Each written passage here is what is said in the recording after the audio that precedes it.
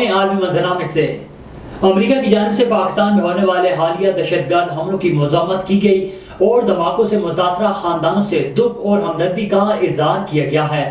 امریکی دفتر خارجہ کے ترجمان میتھیو ملر نے پریس بریفنگ کے دوران پاکستان میں خودکش حملوں کی مذمت کرتے ہوئے متاثرہ خاندانوں سے تعزیت کا اظہار کیا اور کہا کہ پاکستان کی عوام دہشت گرد حملوں کا بڑے پیمانے پر نشانہ بنے ہیں۔ میتھیو ملر نے مزید کہا ہے کہ پاکستانی شہری کسی خوف کے بغیر اپنے عقیدے پر عمل کرنے کا حق رکھتے ہیں۔ امریکہ اس دکھ کی گھڑی میں متاثرین کے ساتھ ہے جو اپنے پیاروں کو کھو چکے ہیں اور زخمیوں کی جلد صحت یابی کے لیے دعا گو ہیں۔ ڈونلڈ ٹرمپ نے کہا ہے کہ مجھے نہیں لگتا کہ امریکی شہری فراڈ کیس کے خلاف میرے ساتھ کھڑے ہوں گے۔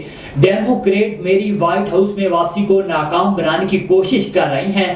سابق امریکی صدر ڈونلڈ ٹرمپ کے خلاف نیو یارک کی اٹارنی جنرل اور ڈیموکریٹ رہنما نے فراڈ کا مقدمہ کروا رکھا ہے۔ کیس میں سابق صدر پر جھوٹے کاغذات سے دولت میں اضافہ کرنے کا الزام ہے۔ ڈونلڈ ٹرمپ آج اس کیس میں عدالت پیش ہوئے۔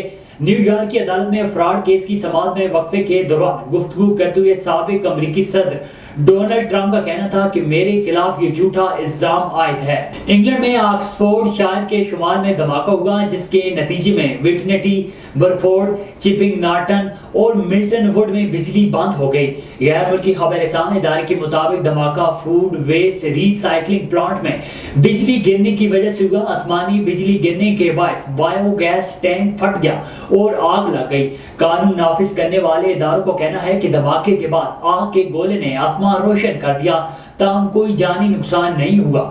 دھماکے کی مزید وجوہات جاننے کے لیے تحقیقات جاری ہیں۔